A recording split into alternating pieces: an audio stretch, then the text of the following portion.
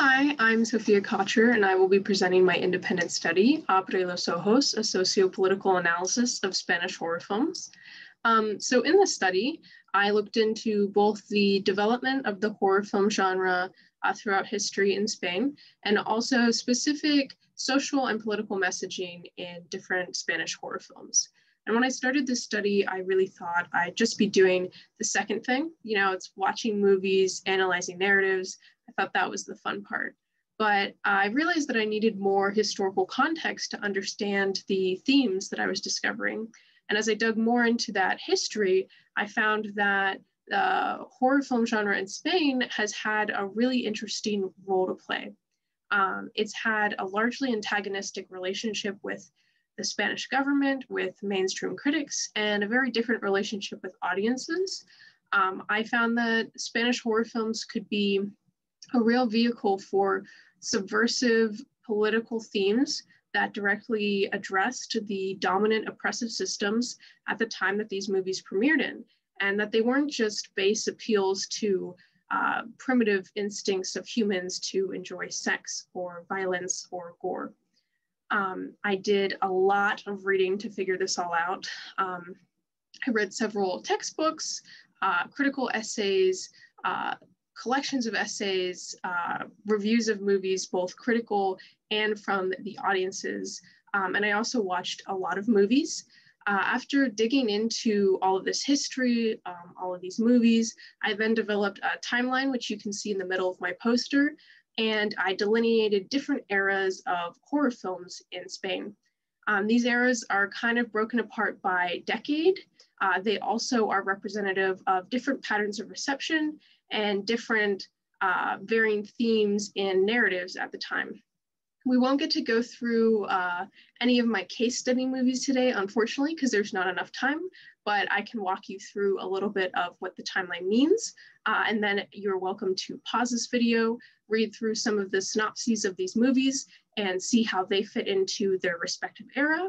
If you get to watch them in the future, maybe you can understand a little bit more some of the political messaging that I have marked down on my poster, and see if you agree with me. So we'll start off with the horror boom, which began in the 1960s and goes to the mid-70s. This was a time where horror was really popular, it was really profitable, but this was in the public view. The government and mainstream critics did not like horror at this time, and this was because the Franco dictatorship was in power in Spain. And this was a regime of fascism, of conservative ideals. They had a specific idea of how Spanish culture is, how it should be portrayed, and what is not allowed to be shown on the silver screen. So horror films at this time had to find financing from outside the state. They had to premiere outside the state if they wanted to make money, and they had to be heavily censored if they were to premiere in Spain. A lot of movies still found great success with this. There were a lot of B movies and exploitation movies that profited off of having a really low budget, but making high gains on the grindhouse circuit outside of the country. Gritos en la Noche is one example of one of these films. It was directed by Jesus Franco, who is an infamous Spanish exploitation director, and beyond its awesome classic horror movie narrative, it also has some really cool instances of female agency, female sexuality, independence, and just showing a woman who would be feminist for this time that is very contrary to the conservative, hyper-religious ideal of the Franco dictatorship. As we move into the late 70s and 80s, unfortunately, there is a flop era, and this is due to three big reasons. As Franco starts to fail in health, the regime becomes even stricter, trying to maintain its grasp on the country even after Franco dies. This strictness comes out in further censorship of movies, and it's just really hard for horror films to be shown in Spain at this time, or for their creators to have any agency over their work. And so that quashes the horror film genre at that point. After the dictatorship, unfortunately, the unlidding of censorship, the destape, does not result in a huge boom of horror again, because at this point in time, people are more interested in S films, which are pornographic films. Because nothing is censored anymore, so much can be shown. And the small titillation that horror films brought before from a sliver of skin isn't interested anymore. As a socialist government establishes itself, it wants to promote Spanish cinema in a certain way, in an artistic way, a high quality way, and so it too rejects horror films, and yet again, the genre is quashed.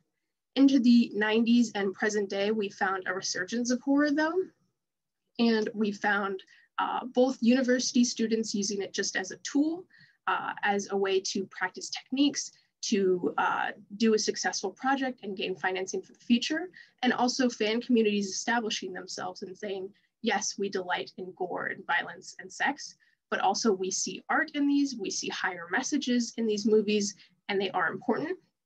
Into the modern day, there's been a synthesis of cultures in Spain, especially in horror films.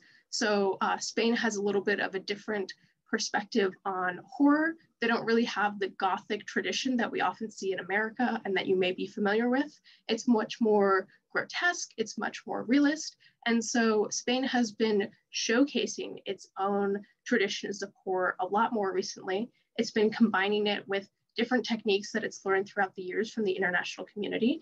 And it's been really creating its own proper style in recent years.